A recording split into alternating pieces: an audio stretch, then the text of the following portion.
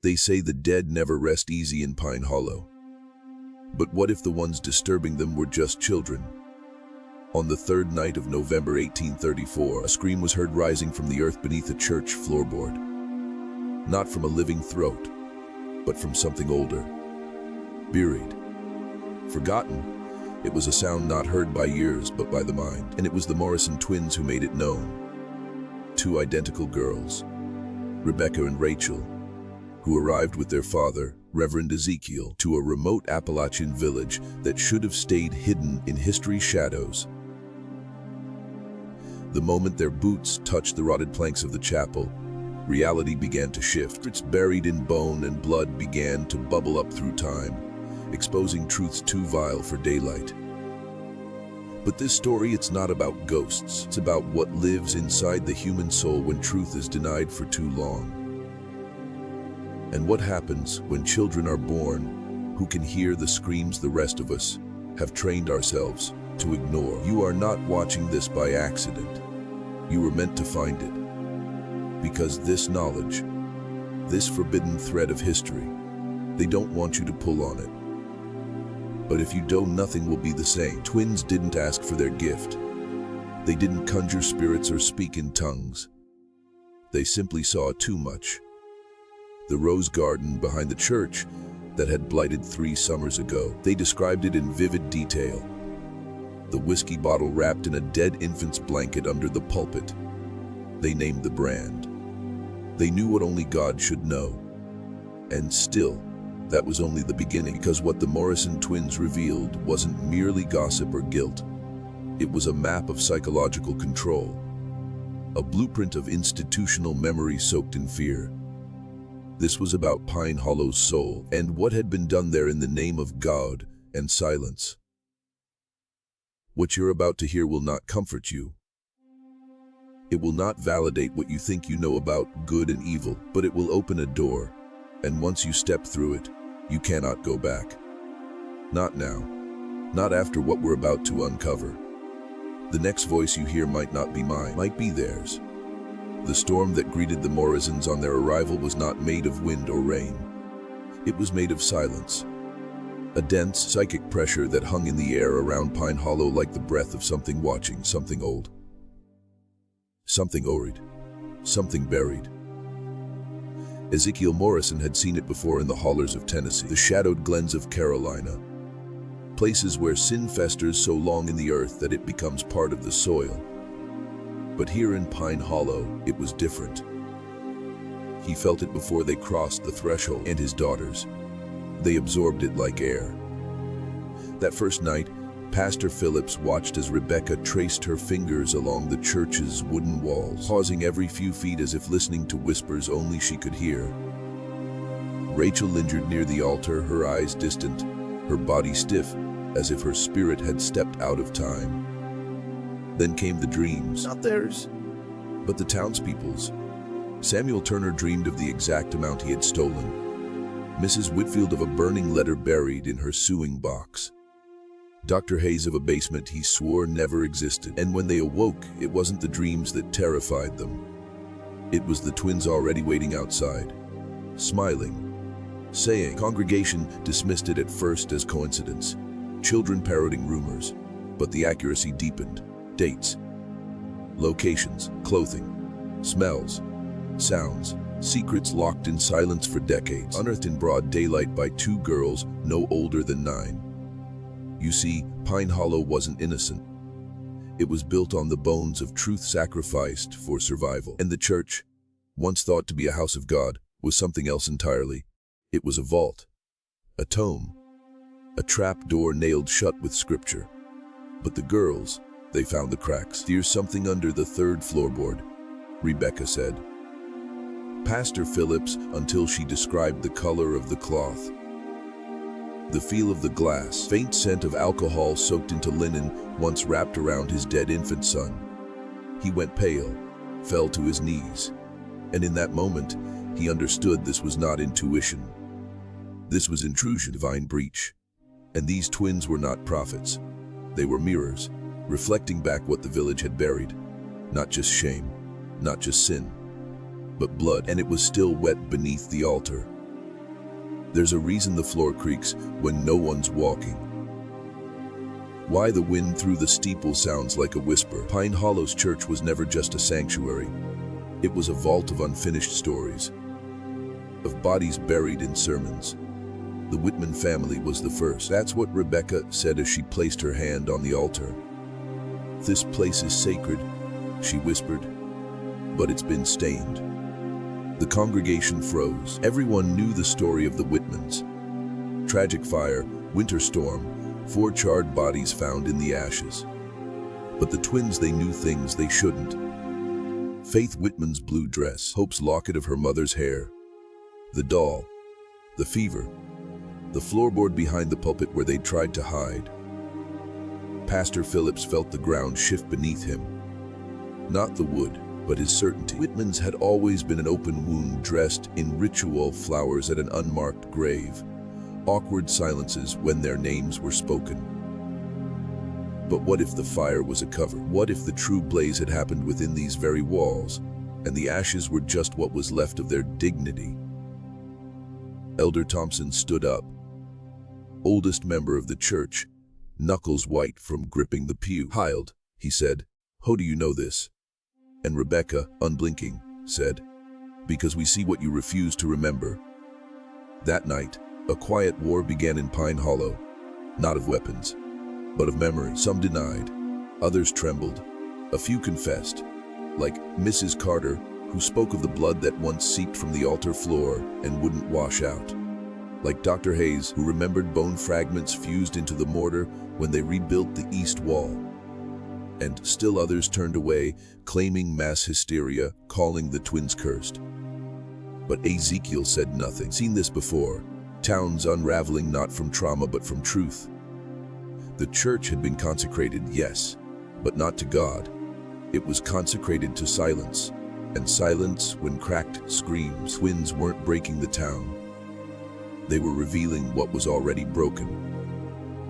And Pastor Phillips, once the proud keeper of Pine Hollow's history, now realized he had been guarding a grave, one built from denial, shaped in fear, and nailed shut with scripture.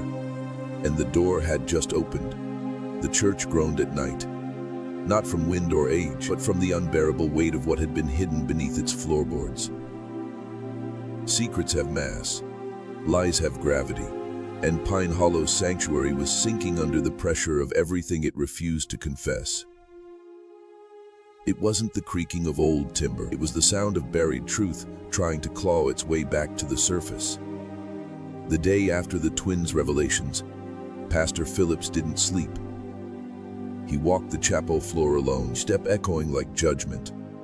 The pews were empty, but the air felt crowded, dense with invisible witnesses. When he looked at the altar, he didn't see salvation. He saw a stage built to disguise a crime scene. Rebecca had said it with such quiet certainty.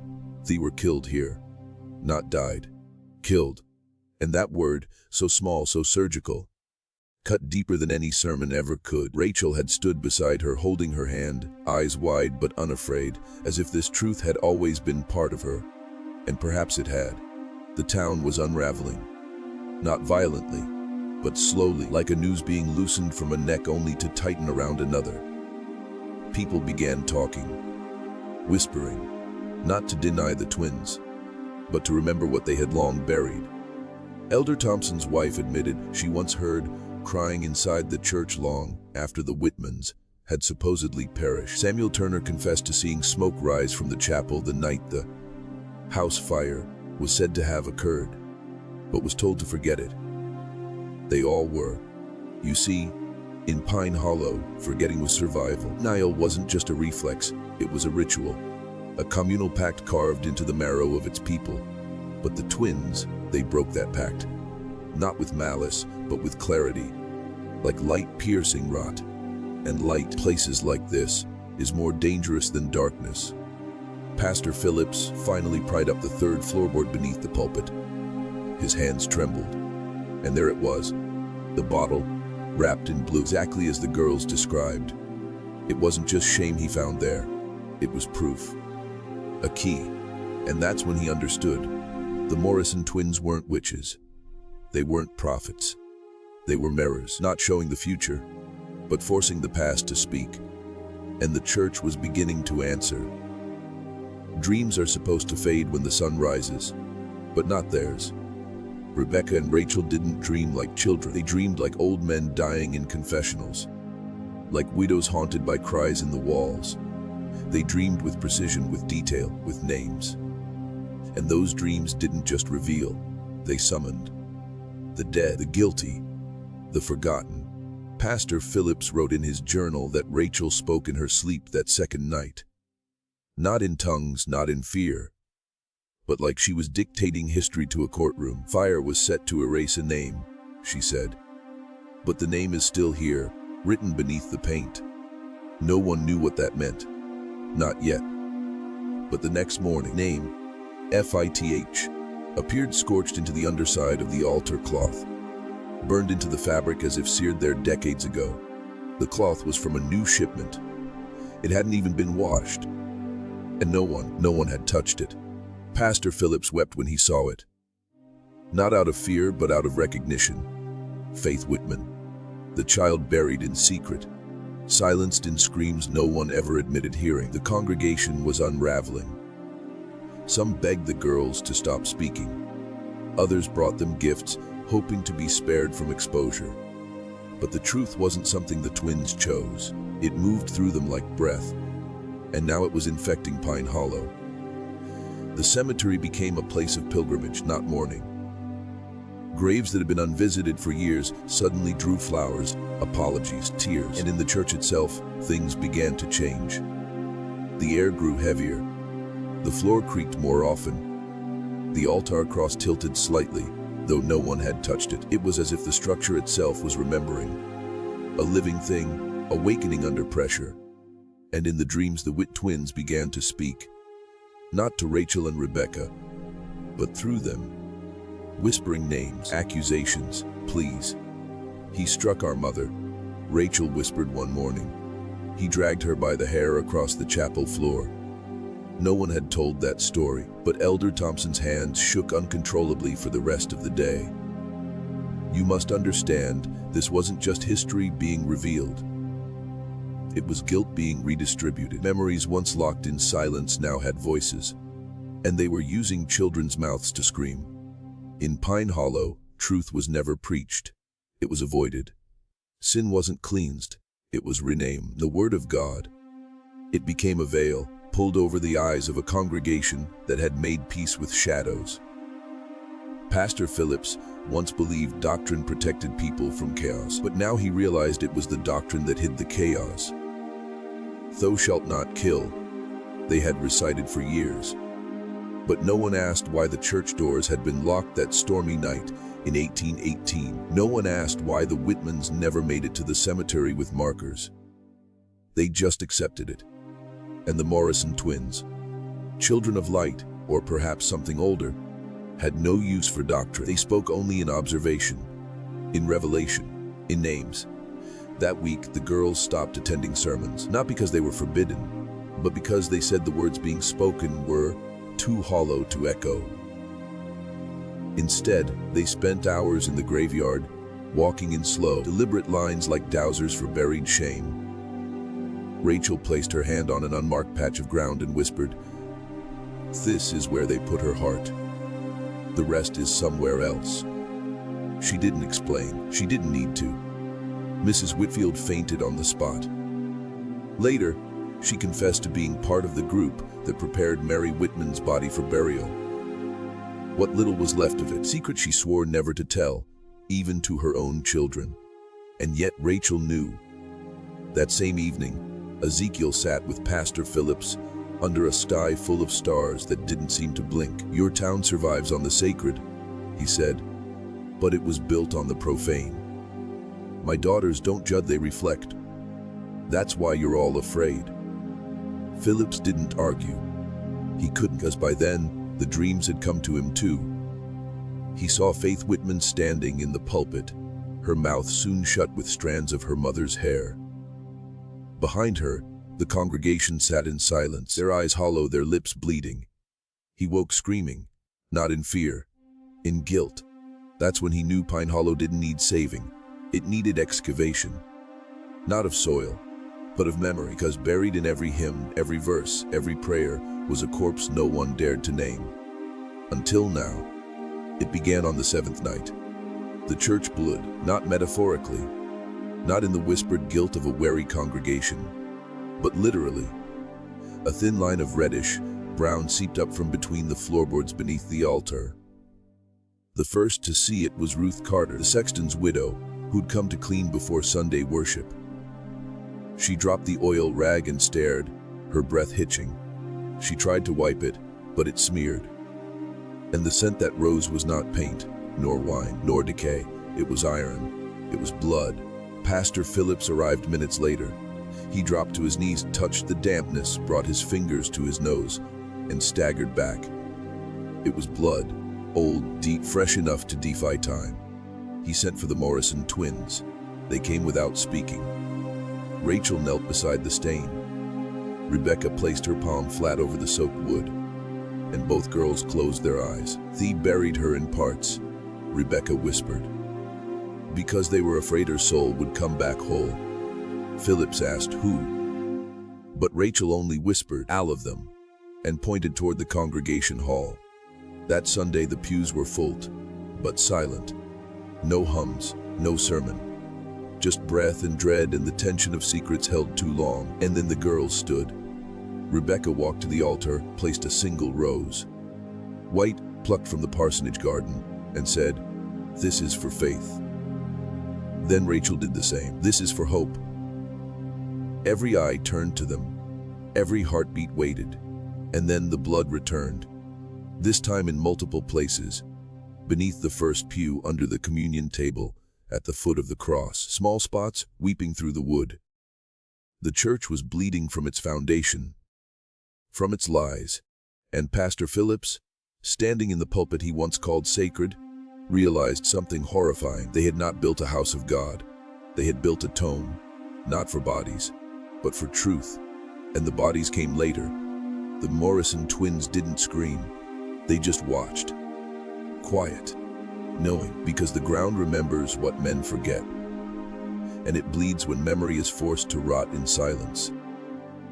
Pine Hollow was never meant to be remembered. It was designed to vanish, to exist just long enough for its sins to settle beneath the surface, then be swallowed by the forest and forgotten.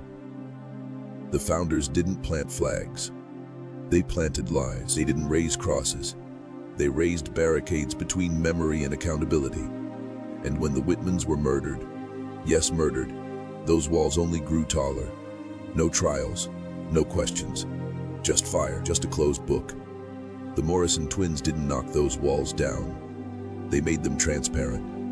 Now, the town could see its own rot, and no one could unsee it. The bloodstains grew by the day, like bruises surfacing on old skin, not always visible, not always in the same spot, but always there. Some claimed it was a curse.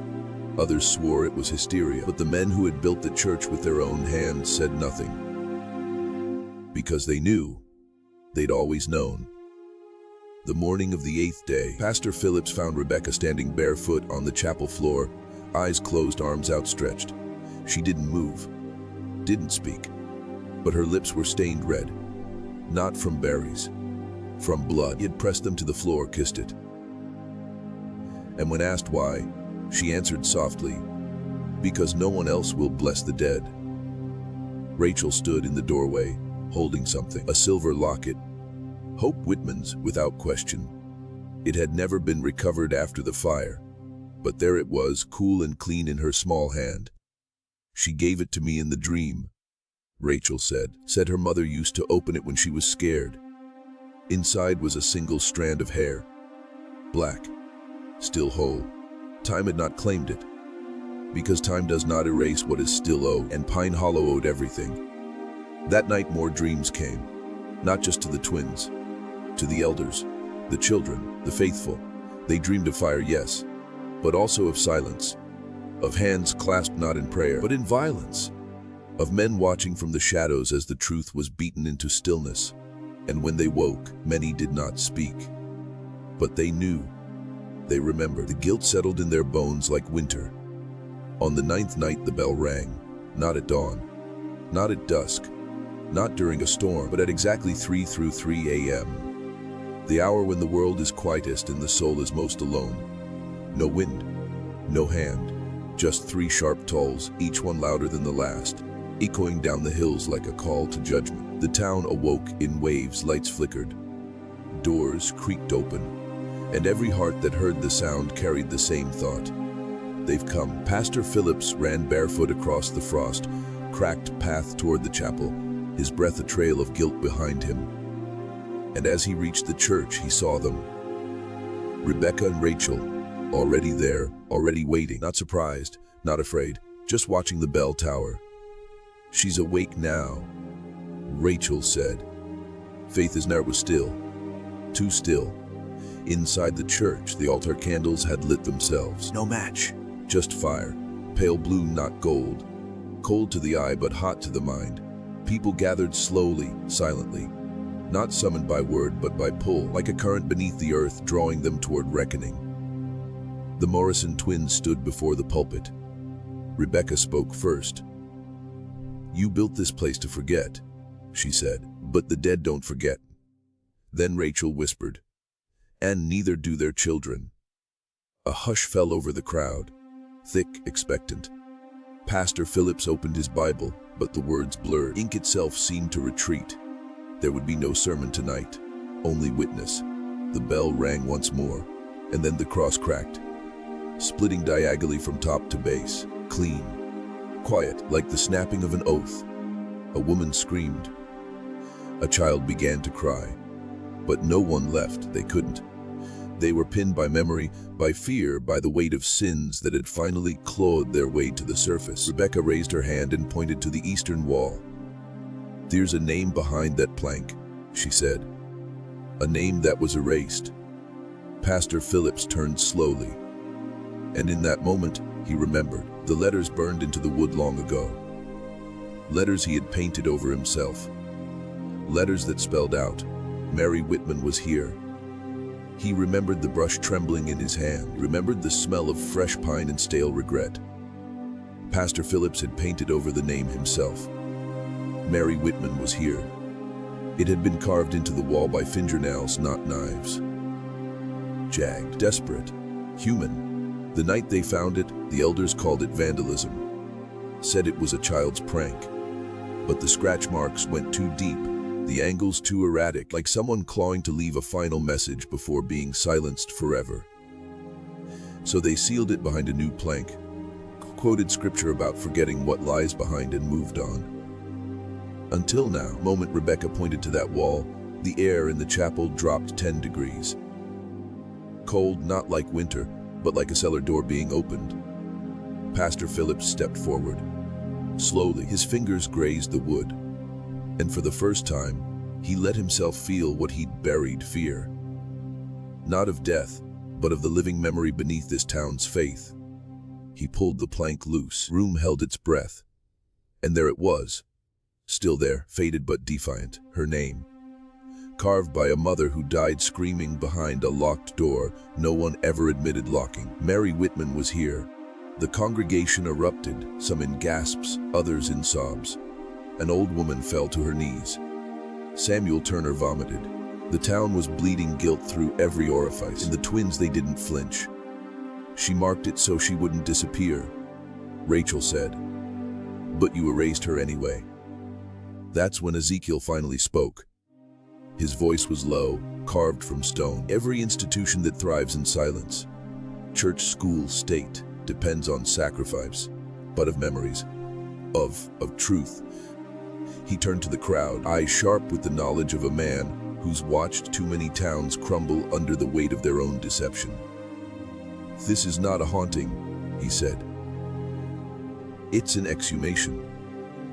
And that's what it was. Not ghosts, not possession, just buried truth clawing upward. Because when you bury the innocent, they don't die. They wait. Men of Pine Hollow, listen carefully. You were never afraid of death. You were afraid of remembering what you let happen. And no, remembering is the only thing that might save your soul. Comment below twice. The truth remembers. Let the world know you heard it. Let the algorithm know you're still awake.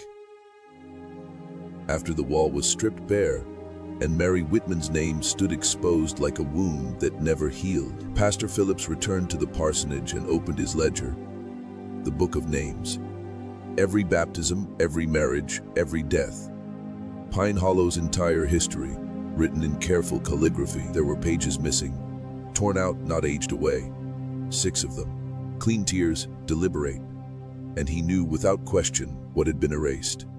The Whitmans were never recorded. No death dates, no memorial notes, not even birth entries for faith and hope. As if they never existed. But everyone had seen them sing in the choir. Everyone had eaten their mother's root broth when fever came through the valley. Everyone had buried them, or thought they had. What do you call a death that isn't allowed to leave a mark? What do you call a family erased by consensus? You call it forbidden history, and that's what Pine Hollow was built on. Not just silence, but consent, generational consent to a story written in reverse. Starting with the lie, ending with the grave, and skipping everything in between. That's why the twins were dangerous. They didn't tell the future, they unearthed the deleted past. They spoke what had no language. They named what was never allowed to be named. And when a truth has no name, it festers, it warps. It begins to seep. That's why the ground blood. That's why the dreams infected not just the guilty, but their descendants. The curse wasn't supernatural, it was psychological. A disease of denied memory. And now it was airborne. That we children of Pine Hollow began speaking in fragments. Little boys dreamed of fires they'd never seen. Young girls woke sobbing, asking why someone put a silver locket in the river. Town doctor, once silent, locked himself in his home and tried to hang himself. He survived. But when found, he'd written on the walls, "We chose the lie." Over and over, hundreds of times, and Pastor Phillips, staring at his mutilated book, knew what must come next. Not a sermon, not a cleansing, but a rewriting. The town's true history had to be recorded, not for glory, but for reckoning. Because if it wasn't, the Morrison twins wouldn't be the last to remember. The town's own children would become its judges, and this time no one would be spared. It wasn't just the elders who carried the weight. It was their sons, their daughters, their grandchildren, born into a silence so thick it felt like inheritance, trauma passed down like land deeds.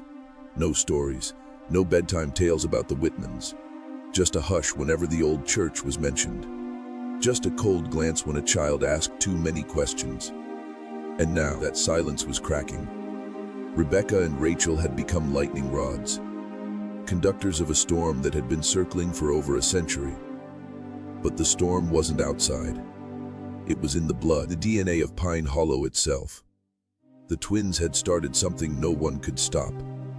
And the town's youth, those who were supposed to inherit a future, were being pulled backward to a past that had never let go. One by one, they began dreaming things they couldn't understand. Not visions, not delusions, memories that weren't theirs. A boy named Eerie, age 11, woke screaming about a woman in a blue dress bleeding on the chapel floor. A teenage girl, Naomi, began sleepwalking to the eastern wall of the church every night, placing her hand where Mary Whitman's name had been carved. The schoolteacher found her standing there barefoot at 2 a.m., humming a hymn that hadn't been sung in 50 years. It wasn't ghosts, it was psychic inheritance. The past had been sealed in the town's collective unconscious. And now the children were bleeding it out. Pastor Phillips wrote in his journal, "The veil between memory and identity is gone. What we hid from them, they are becoming." The Morrison twins watched this unfold with the sadness of old souls. They didn't speak much anymore. The dreams had made them thin, pale, almost translucent. Not dying, but shedding the protection of childhood. One afternoon, Rachel placed her hand on a newborn's head and whispered, "She carries it too." Grief. No one understood. Not fully. But some began to fear that the twins weren't here to heal Pine Hollow. They were here to end it. Because when the next generation becomes a mirror, reckoning is inevitable.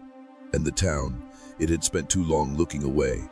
Now the children were watching, not with innocence, but with memory, with rage. The elders gathered in secret 3 nights after the bell rang. 7 men and 1 woman, all founders or direct descendants. They met in the cellar of the old general store, where the floor still creaked with the weight of buried commerce and blood-stained barter. No preminence. Just silence, then confession. Elder Thompson broke first. His voice was hoarse from sleeplessness, his eyes hollowed by things only the dead should remember. It was a decision, he said. Not an accident, not a tragedy. It was a choice. The others stared at him like he'd just spoken a curse. But they knew, all of them. They had known all along. In 1818, when the Whitmans came to Pine Hollow, they brought medicine, knowledge, healing, and something else of questions. Mary Whitman didn't just treat sickness. She questioned authority. She asked why the elders had control over land and law. She spoke to the women about childbirth, about rights, about dignity. And worst of all, she didn't ask the pastor's permission. In a town where the pulpit was king, Mary Whitman became a threat. A witch, they whispered. Not with spells, but with truth. Truth that disrupted order. And faith and hope. The girls were like mirrors. Bright, intuitive, always listening. They saw the cracks in every lie and repeated them without knowing they were dangerous. That was the real crime. They saw too much. So the elders met. And a decision was made. Mary and her daughters would be silenced. Permanently. Not by poison or rope, but by containment. They were lured to the church-promised sanctuary, then locked inside while a fire was lit. Small control, just enough to cause panic. But something went wrong, or maybe something went right. The girls hid, screamed, scratched their names into the wood. But no rescue came, just smoke, just stillness, just silence. The men waited outside, hands clasped in pretend prayer, as the last voices faded. That's what they buried. Not bodies, witnesses. Now those witnesses had returned in the voices of 2 little girls with the eyes of prophets and the presence of reckoning. We didn't kill them. One of the elders whispered, killed the truth. But they were wrong. The truth didn't die. It waited. In blood, in dreams, in wood, and now in the children. By the 14th day, even the scripture stopped working. Pastor Phillips opened his Bible before the congregation, but the pages no longer made sense. Words blurred, paragraphs twisted into shapes that mocked the verses he'd read for decades. The ink hadn't faded, the meaning had. A once sacred text now felt hollow in his hands, like a hymn hummed at the edge of a pit. That morning, he tried to preach, raised his voice and summoned the words of Lamentations. But as he spoke, the floor bled again. A thin stream directly beneath the pulpit. A stain that grew with each syllable until the congregation stood. Not out of reverence, but revulsion. The word had been weaponized for so long in Pine Hollow that now it recoiled at being used again. The Bible didn't protect them anymore, it accused them. That evening, Rebecca placed a torn page from the church's old hymn book beneath her pillow. When asked why, she simply said, so the dead don't forget how to sing. Rachel stayed silent for hours before finally whispering, they remember the songs, but not the words, only the pain. The Morrison twins had changed, not in age, but in weight. The weight of memory had made them something else. They weren't children. They weren't prophets, or conduits, vessels of an ancient grief that had never been allowed to speak. At midnight, a group of parishioners stormed the parsonage. Not to hurt the twins, but to beg, fell to their knees and wept at the doorstep. Not out of worship, but guilt. Tell us how to undo it, one cried. Tell us what to give back. But there was nothing left to give, because Pine Hollow had built its legacy on 2 lies, that sin could be hidden and that memory could be erased. Both had proven false. Rachel finally opened the door and said, you made scripture out of silence. You wrote verses with your cowardice. You prayed to forget, And now forgetting is all you'll ever do. Behind her, Rebecca whispered, "We didn't come to punish you. We came to show you what you are." The door closed, and outside, the congregation knelt in dirt, praying not to God, but to the very ground they had once used to bury their crimes. On the 15th day, tore up the floor, not from rage, from desperation. The elders ordered it, but it was the younger men who wielded the tools. Axes, crowbars, bare hands. The church was emptied, pews overturned, altar dismantled. They struck wood like it had lied to them, which it had. Every floorboard was a page in a book no one dared read, and now they were tearing it apart to see what had been written beneath. First thing they found was bone. Small, fragile. A jaw, 3 ribs, a child's vertebrae, wrapped in remnants of cloth that still carried the faint imprint of soot. Not ashes. Evidence. The room fell silent, not reverent, condemned. And then they found it, a broken doll. Wood, hand-carved, one arm missing, the other etched with initials. Faith Goo, Faith Whitman. Pastor Phillips collapsed, not from shock, from release. Because he had known, deep down he had always known, that what they'd buried wasn't just bodies, it was judgment.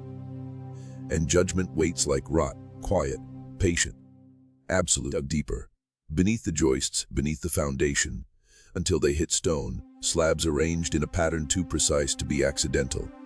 A circle, with not witchcraft, not pagan, just memory. Fossilized on each stone was a name, burned in with fire or acid or something far older than ink. Names no one had spoken in decades. Mary, Faith, Hope, even the Morrison twins. Their names were already there, etched in the same ancient script. That was when they realized they hadn't found the truth. The truth had lured them here. The church was never a sanctuary. It was a mirror, not for faces, for souls. And when you looked beneath the floorboards, you didn't see ghosts. You saw yourself. What you allowed. What you excused. What you survived by denying. Rachel knelt beside one of the stones. She pressed her palm to it and whispered, "This is not where they died. It's where they waited." Rebecca looked around the gutted church and said, "It's not over. It's never been over, Gar, because they don't want vengeance. They want witnesses, and Pine Hollow had just volunteered." By the 16th night, no one in Pine Hollow slept. Not truly. Town dreamed together now. One mind, fractured across bodies, pulsing with images they never asked to see. They didn't dream of monsters. They dreamed of decisions. Of hands turning locks, of footsteps on old wood, of little girls hiding under pews while grown men whispered prayers they did not believe in. The dreams weren't metaphor. They were memory, transmitted like fever. And when the townspeople awoke, they weren't themselves. They were versions of who they had been, had denied, had buried. That morning, Thomas Brett, once a quiet laborer, now hollow-eyed and trembling, stood in the chapel ruins and screamed a single sentence over and over. We built a church on their screams. He wasn't wrong. The entire structure had been a reliquary of denial. Every hymn, every sermon, every handshake after Sunday service, all of it performed atop bones. Bones that whispered louder than voices. Meanwhile, the Morrison twins were vanishing. Not physically, spiritually. They spoke less, moved less, ate almost nothing. Their eyes turned glassy, reflective, like mirrors showing only what others feared to see. Rachel stared at a wall for 6 straight hours, then whispered, "She's almost done crying." When asked who, she replied, "All of them." Pastor Phillips grew gaunt, obsessed, read nothing but his own journals, as if trying to reassemble a truth that had scattered across pages like ash. His hands shook whenever he touched the pulpit. One evening, he lit the remaining altar candles himself, 12 of them. As he knelt, Rebecca approached and gently blew one out. "Only 11 are watching now," she said. "One's forgiven you. The rest still bleeding. Because guilt isn't linear, it spirals." And Pine Hollow was caught in the loop. The townspeople tried to leave. Roads crumbled, wagons overturned. A family who fled to the next town reported that their newborn cried until they turned back. and stopped the moment they crossed the ridge again. Bound not by force, but by unfinished story, because until the truth is spoken completely, the lie cannot die. And in this town, the lie was alive, hungry-rooted, and its roots were soaked in the blood of the innocent. Not metaphorically, literally. A farmer digging new fence unearthed something solid, smooth, porcelain, a child's skull, faith or hope. No one could say, but her teeth were still clenched, as if holding on to the final word Pine Hollow refused to hear. What the town didn't understand, what they still refused to confront, was that Pine Hollow had made a covenant, not with a demon, not with a god, but with silence itself, a pact inked in fear and sealed with every moment of looking the other way. And silence of always collects, always remembers. It doesn't scream, it doesn't weep, it waits. And when the price comes due, it doesn't knock, it enters. On the 17th night, it entered again, not as a vision, as a presence. The chapel, now stripped to bone, stood under a moonless sky. No wind, no animals, just breath. Too many breaths, as if the air carried lungs that didn't belong to the living. The twins walked in alone. No escort, no audience. Just two girls moving through sacred rot. At the altar they stopped, and in unison they each placed a stone. Black, smooth, marked with a single letter. Emond, Duddubu, Mary Whitman. The forgotten matriarch. The silence broke. A moan, not from the twins, but from beneath. A sound like stone grieving. Then Rachel knelt and whispered something so soft it sounded like dust falling. We give her name back. And the air changed, all at once. The walls groaned, and the earth shifted, as if the town had been holding its breath for generations and could finally exhale. But freedom isn't peace. What followed wasn't redemption, was confrontation.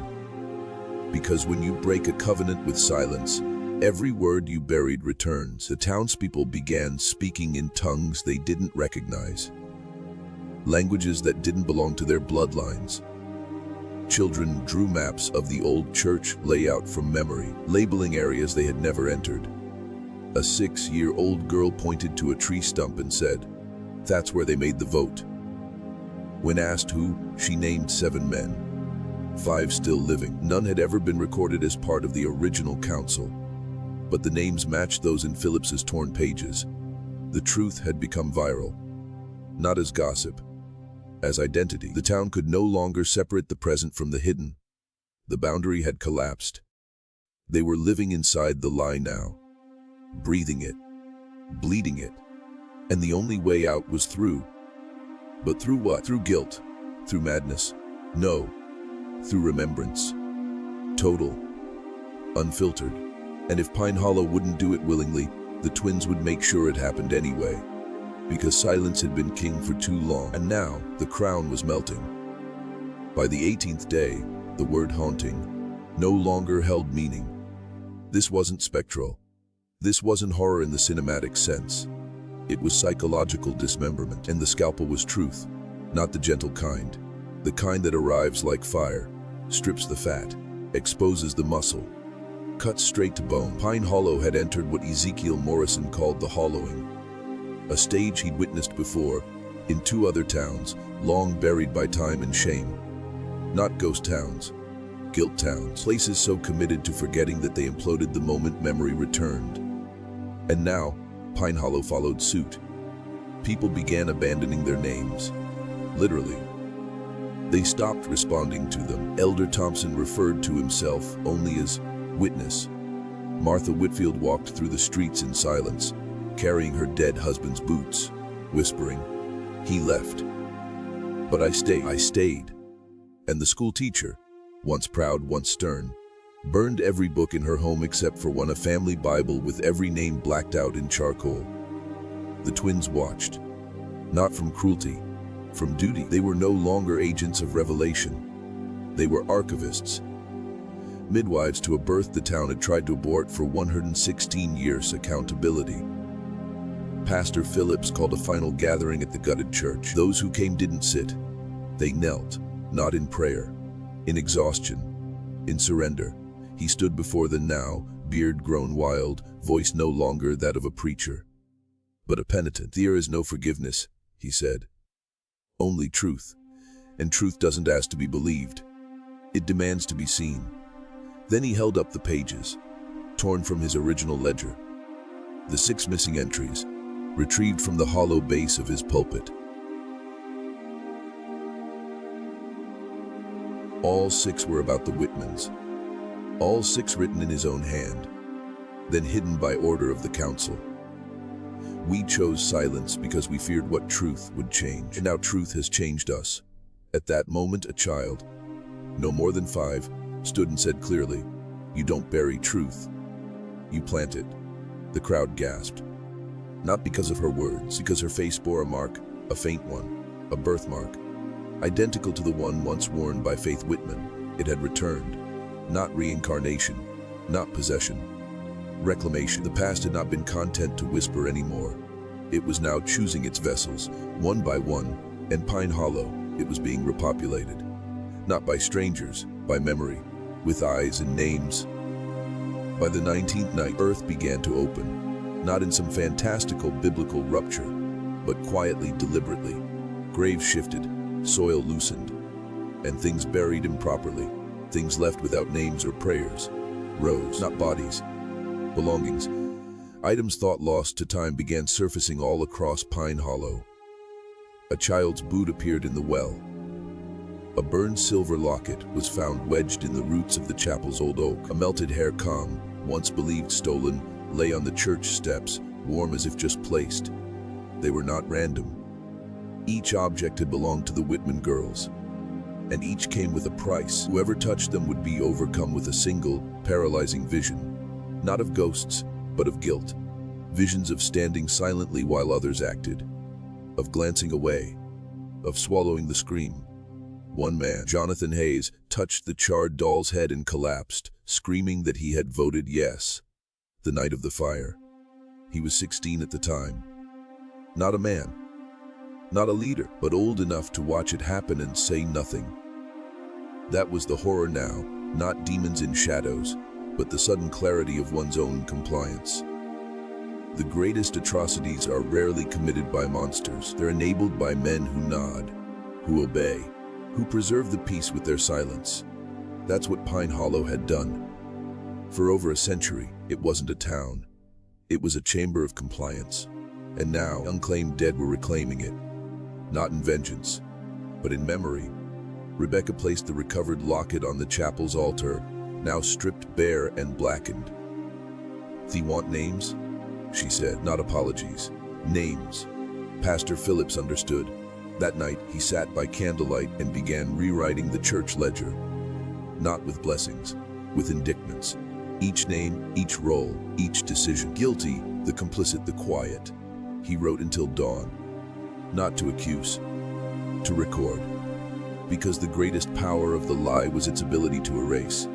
And to fight that power, the only weapon was the written word. Unflinching, untidy, honest. When he finished, he titled it The Book of What We Did.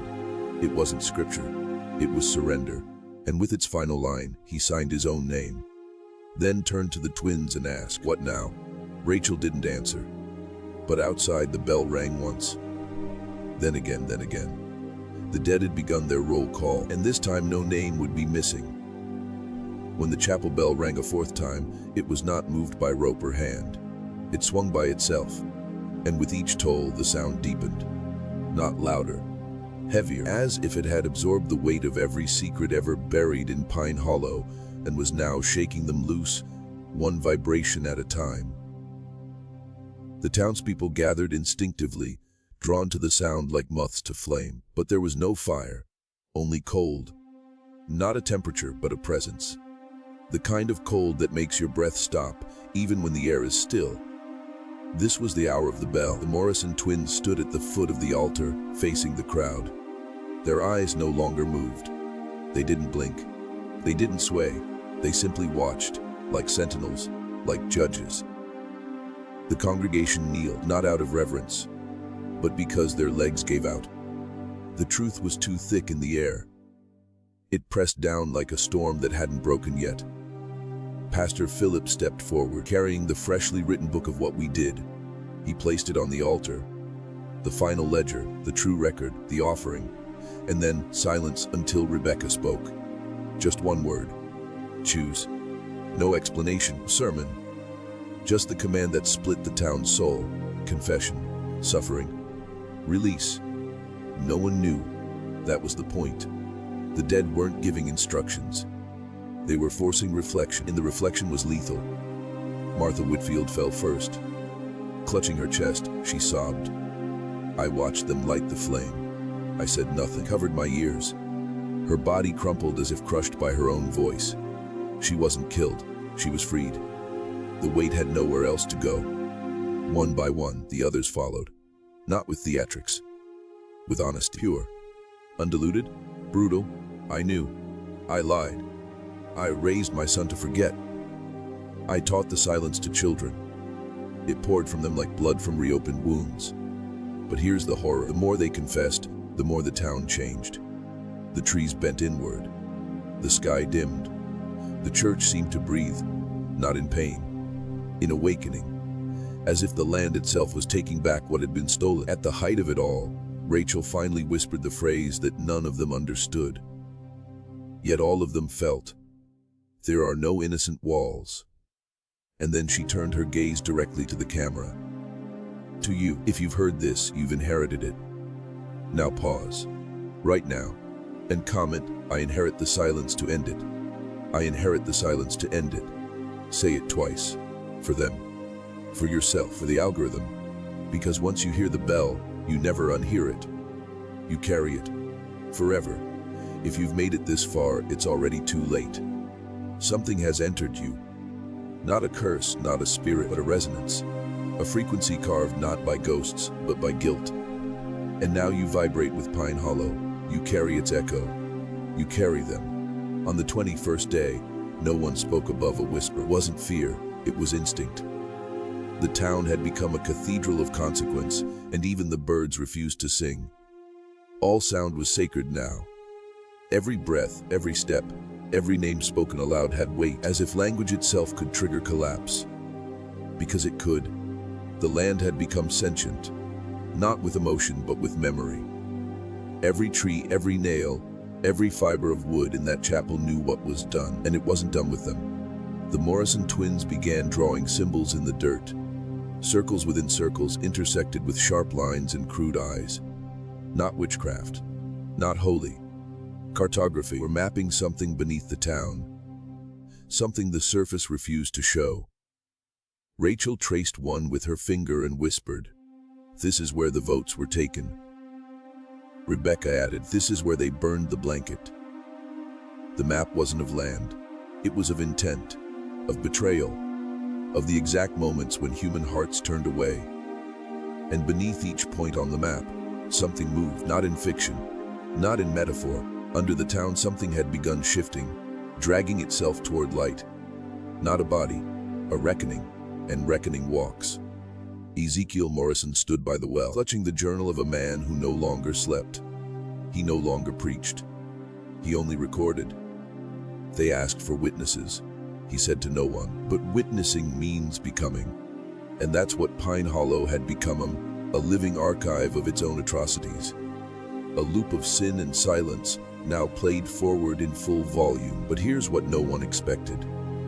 The truth wasn't just reawakening the past. It was choosing successors. In every town, in every city, there are places like Pine Hollow. You've walked past them, sat in their pews, laughed in their halls. But underneath they rot, because the rot was never in the wood. It was always in the choice to look away. And now, through screen and sound, you are part of this. The question is no longer whether Pine Hollow will survive. The question is, will you? Because when the echo enters, it never leaves. By the 22nd morning, Pine Hollow no longer resembled a place. It had become a wopen, oozing memory. No one worked.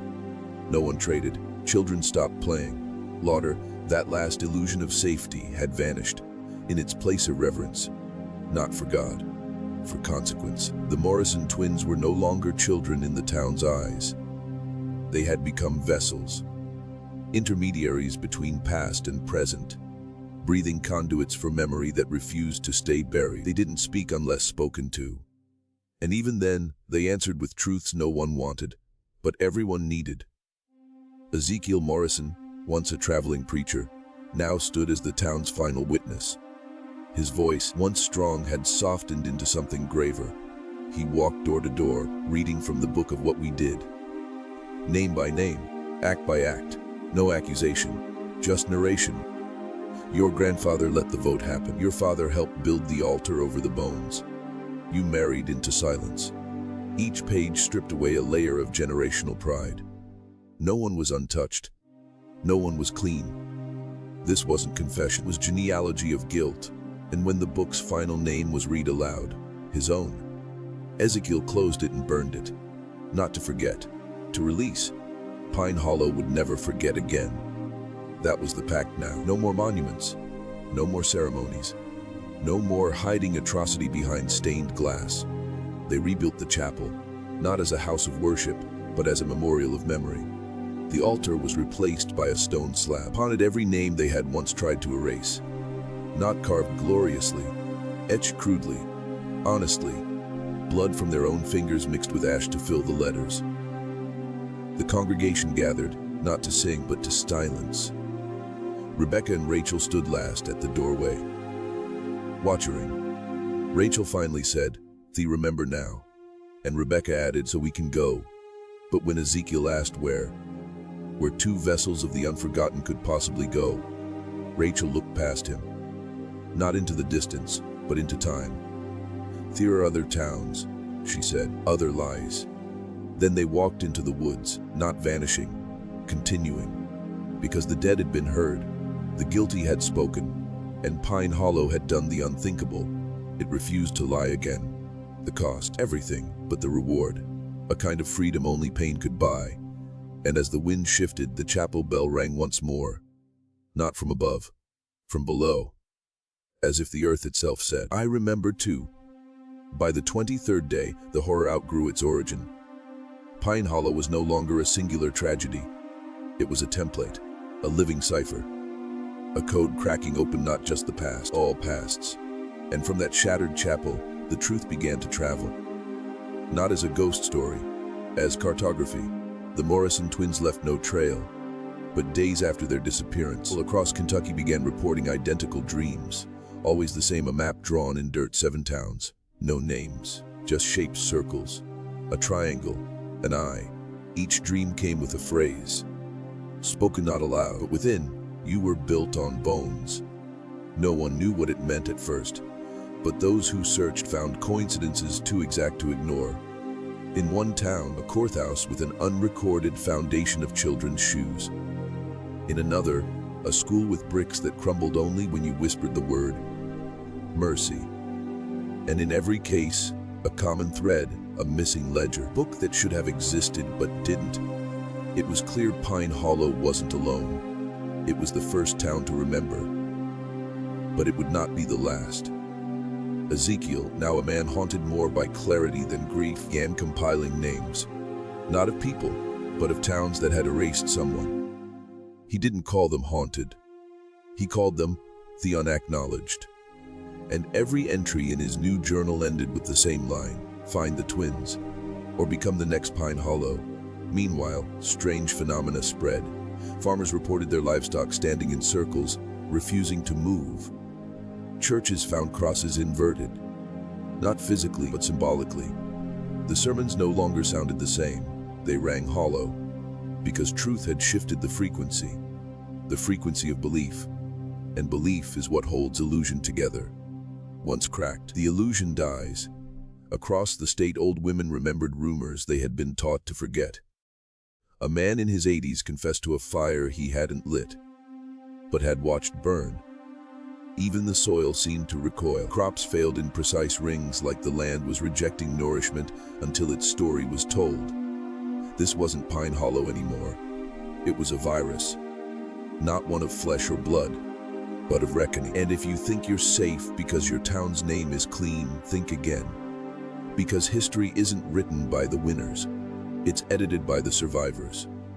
And the dead, they edit nothing. They wait until someone remembers them out loud. By the 24th night, the map was no longer just in dreams. It began to appear physically. In frost on windows, in ash patterns after fires, in dust on the floorboards of churches untouched for decades. Always the same 7 shapes, always accompanied by the same whisper. You were built on bones. It reached beyond Kentucky. People from Tennessee, Ohio, even as far as Missouri began reporting visions of Pine Hollow, a town they'd never visited, yet somehow recognized. Not as a memory, but as a mirror. Because Pine Hollow wasn't unique, it was just the first to confess. The others still wore the mask. But masks rot. One by one, the other towns began to unravel. In Weston, an old cemetery gave way to a collapsed tunnel, filled not with bones, but journals. 17 of them, each one filled with children's handwriting, describing things that never happened. In Belfield, the mayor's granddaughter drew a perfect replica of a burned chapel one no record claimed ever existed. And in Stillwater, a woman screamed during Mass when she saw blood running down the church walls. No one else saw it, but the walls were wet. Pine Hollow had lit the fuse, and now the silence in every other town was flinching. But the horror wasn't just historical. It was familial. People began discovering their family trees had cut branches. Names removed, births unrecorded, entire lines snipped like cancerous limbs. But those names, they weren't dead. They were erased. And erasure is a living act. It feeds on agreement, on group denial. That's how it survives. But the twins had broken that cycle, and now it couldn't survive.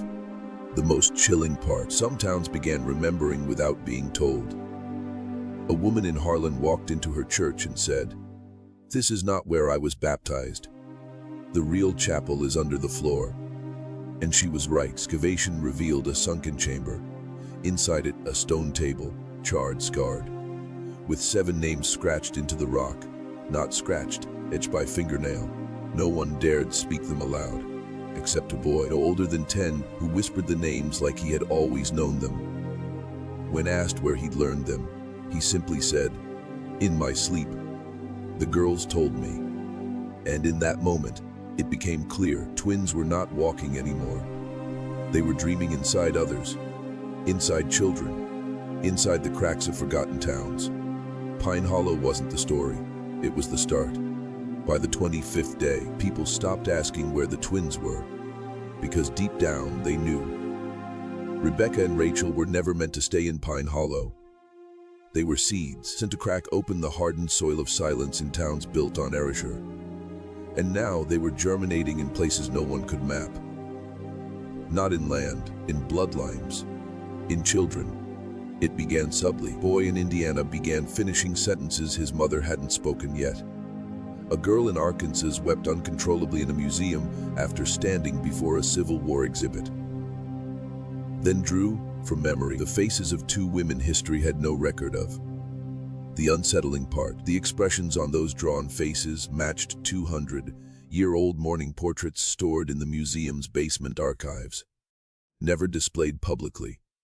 The curators were speechless. No one had seen those faces in generations. And yet, this girl knew them.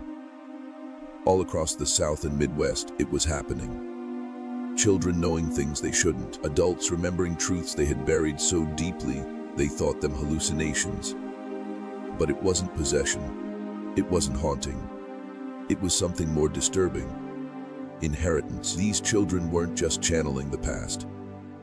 They were wearing it, carrying its weight, becoming living proof that erasure fails. That bones whisper when you forget them. And the most terrifying part, ones who felt it the deepest were those whose families had benefited from the silencing.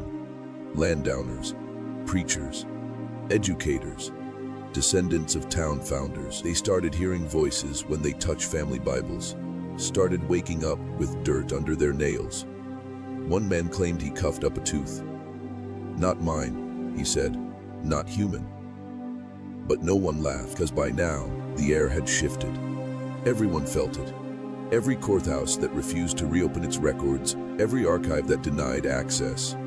Those buildings began to crack, not metaphorically, Physically, foundation splits, water damage, mold blooming in the shape of faces, as if the structures themselves rejected the lies they had been built to contain. In one town, a mural of founding fathers peeled overnight to reveal a hidden layer beneath crying children, painted over in haste a century ago. The caption beneath them, still legible, "Don't forget us." This isn't ghost story fodder anymore. This is what happens when memory infects a culture trained to forget. And if you're still watching, it's because some part of you knows this isn't just their inheritance. It's yours. The only question now is this: will you carry it or bury it again? By the 26th night, the dead no longer needed dreams. They had found another doorway. Memory itself had become insurgent. No longer passive, no longer patient.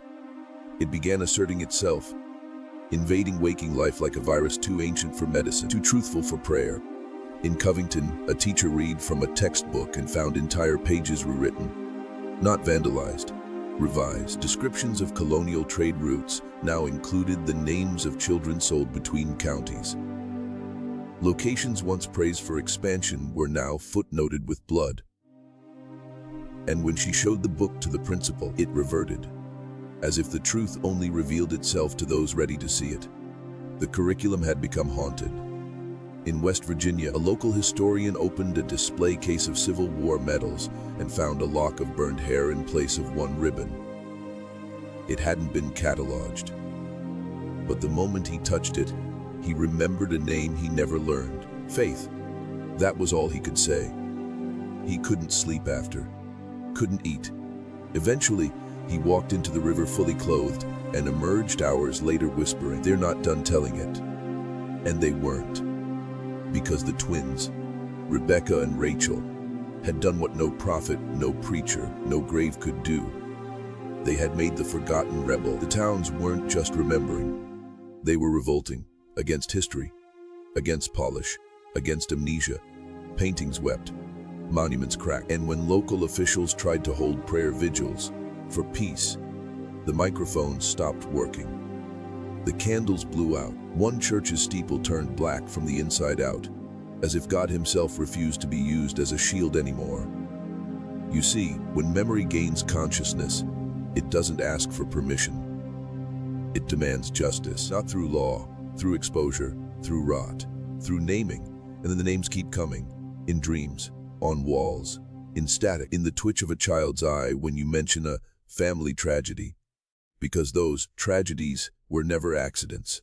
They were acts of erasure, of silence, of communal compliance. Now that the remembered remember you, there is no exit. Because even if you move, even if you hide, memory lives in mirrors. And the next time you look at yourself too long, ask, whose face is looking back? Might not be yours anymore. It might be the one you buried, without a name. By the 27th dawn, the veil wasn't thin. It was gone. There was no longer separation between now and then, living and dead, known and forgotten. What Rebecca and Rachel had awakened could not be undone. Not by time, not by silence, not even by disbelief. In small towns across America, homes began to shake. Not with earthquakes, but with recognition. Crawl spaces gave up secrets. Digging for plumbing revealed bones that weren't animal. Foundations revealed compartments, bricked over with handprints still visible in the mortar. Worst part, the bones never showed up in official records. No missing persons, no obituaries, no graves. These weren't the dead we remembered. They were the ones we intentionally omitted. The erased, unwanted, the inconvenient. And now they were speaking, not through words, but weight. One family in southern Ohio moved into a farmhouse only to find that their youngest daughter stopped responding to her name. She only answered to Hope. When asked why, she said, "Because that's what I was before the fire." The floorboards under her room later collapsed. Beneath them, scorched dolls and a melted silver locket. Hope Whitman's, from Pine Hollow, over 400 miles away. You think that's coincidence? Or are you starting to understand? Erased history doesn't stay local. It migrates. Every time a lie is told to preserve comfort, Every time a secret is sealed to protect legacy, truth doesn't vanish. It sleeps. Until someone wakes it up. The Morrison twins were alarm clocks for the soul of a buried country. And now no one can hit snooze. Even you. You know what was under the first house your family ever lived in? You sure? Or are you just relying on papers that were written by the same hands that hid the evidence? Because the horror isn't in the supernatural. It's in the system. In the institutions that paved over pain. In the stories we told our children to keep them asleep. But the children are waking now. Across the country, they're drawing diagrams they shouldn't know. Saying names no one taught them. And asking questions no parent can safely answer. The past isn't behind us. It's underneath us. And sooner or later, every man has to decide, will I dig it up or wait until it pulls me down? Either way, what's beneath your house doesn't care, remembers you, whether you remember it or not. By the 28th night, it wasn't local anymore. The phenomenon had breached the national dreamscape. Newscasters refused to say Pine Hollow, allowed on live broadcasts. Cameras malfunctioned when footage of the twins was shown. Archival files deleted themselves. It wasn't paranormal, it was systemic memory collapse.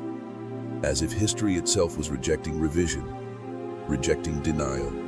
In Washington, a senator from Kentucky held up a photograph during a hearing, showed the faces of Rebecca and Rachel Morrison, aged 9, taken in 1834. Then he held up another, 2 children, same age, taken by security camera last week outside the Library of Congress. Identical. Perfectly. We don't know what this means, he said. But it's happening, and we can't stop it. Then he collapsed. Stroke, they said. But in his final breath, he whispered, the chapel wasn't the first. And that broke everything, because if Pine Hollow wasn't the origin, if it was just one node in a lattice of spiritual and historical infection, then the entire foundation of the nation is in question. What else have we built over the forgotten? What monuments stand tall atop unmarked graves? What libraries echo with the cries of burned pages and buried children? The whispers grew louder. Not metaphorically, literally. Radio stations across the Midwest were hijacked by frequencies. Disembodied voices reciting names, events, places that had never been documented but were later verified through personal letters, with confessions and unearthed relics. Hope, Faith, Samuel, Miriam, Jacob, Rebecca. The cadence never stopped. People began hearing these names in static, in wind, in the buzzing of lights. A low, constant hum of truth surfacing through every crack in the American illusion. Even the church bells began tolling without human touch. Midnight. Always midnight, hour of reckoning. The hour when God is said to look away and the dead speak unfiltered. And now, you've heard them too. Because this isn't a story anymore. It's a mirror. You've seen your own reflection in the cracked chapel window. You've stood above the bones in your basement. You've felt it, haven't you? That pull, that chill, that name you don't remember learning, but it knows you. It's been whispering since the first moment you hit play. So now we ask you to lock it in. Comment the phrase, I was built on bones, twice below, once for who you were, and once for who you are now.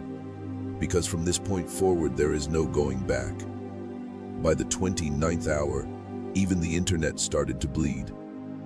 Search results shifted. Queries about Pine Hollow twins redirected to black screens, corrupted data, or worse. Your own name, your own location, as if you had always been part of the story. Forums collapsed under the weight of simultaneous posts from users describing the same dream, a candlelit church, a girl with a crooked braid, and a whisper that said, you deleted me once, try again.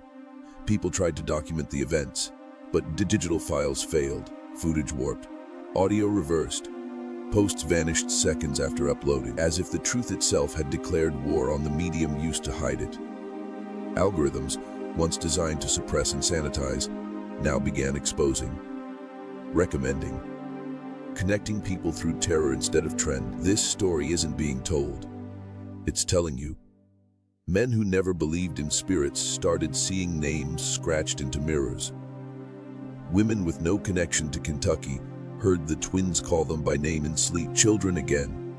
Their drawings more intricate, more deliberate. Cross-sections of buildings no one had shown them. Maps of cemeteries long erased by construction. They weren't guessing. They were remembering. But here's the truth that chills more than any ghost. This phenomenon follows belief. The moment you believe it, just a little, it multiplies. The moment you doubt it, it waits. It doesn't vanish. It waits because belief is its fuel. Your attention is its invitation. And every comment, every click, every second you stay on this video tightens the grip. You're not watching a story unfold, helping it spread. Rebecca and Rachel weren't spirits. They were catalysts, triggers, living viruses of remembrance designed to infect the greatest weapon ever made, consciousness. Government won't stop it. They can't. The churches won't admit it. They're built on its grave. The schools won't teach it. It erases them. So now it falls to you. You, man who senses there's more. You, the one who feels fire beneath your history. You were always meant to hear this, not to consume it, to become it. Because we don't bury truth anymore. We upload it. And if you've made it this far, you've already been chosen. They don't want your silence. They want your memory. So answer them. Say it again below. I was built on bones. Let the algorithm carry your confession across the network. Because the internet forgets nothing. And neither do the dead. By the 30th descent, names alone became dangerous, not profanities. Just names, 7 of them. Spoken together, they were said to unravel perception, crack time, memory, and self. Because these weren't ordinary names. They were the original 7, the ones buried before the Bible. The ones whispered beneath Pine Hollow, beneath every church built on lies, beneath the schools where you were taught to forget. And now they're surfacing. Not in language, pattern, recurring numbers, rhythms and static. The way your hallway creaks every night at exactly 3:41 a.m., 7 creaks, 7 knocks, 7 seconds between breath and heartbeat. People who dream them wake up unable to speak for hours. Some draw sigils they've never seen before. One man in Nebraska carved the names into his barn wall in sleep. When asked why, he wept. I didn't write them. I remembered them. The horror. He had no history of sleepwalking, and the barn was locked from the outside. So what entered him? Or more precisely, what awakened within him? Because once the 7 are known, you start to see them everywhere. 7 crosses on a forgotten graveyard gate. 7 rivets on an altar no one built. 7 children missing from a school that was never rebuilt. They're not coincidences, they're reminders. The truth doesn't shout, it recurs. The names themselves, when whispered in sequence, change the air. Sound engineers say the frequencies create distortion in microphones. Psychologists say they produce déjà vu in the listener. Priests say nothing, because the church has no defense for this. These names predate their God. The most chilling discovery, a scroll found in a flooded basement of an 18th century in Virginia, written in charcoal, no ink. The paper preserved in wax. It said, if these names are spoken on ground made holy by falsehood, the building will not stand. And then, 3 months later, that very church collapsed. Not from weather, from within. The floor rotted, the beams split. The bell tower fell and no one heard it ring. Because silence is no longer protection. It's a signal. And the 7 are listening. You've already heard fragments. Between words, between clicks. They don't want followers. They want witnesses. The ones who remember the forgotten. The ones who spread the infection of truth. So ask yourself, when your town's name disappears from the map, will you remember the 7? Or will you pretend, like the rest, that you never heard them whispered from behind the chapel wall?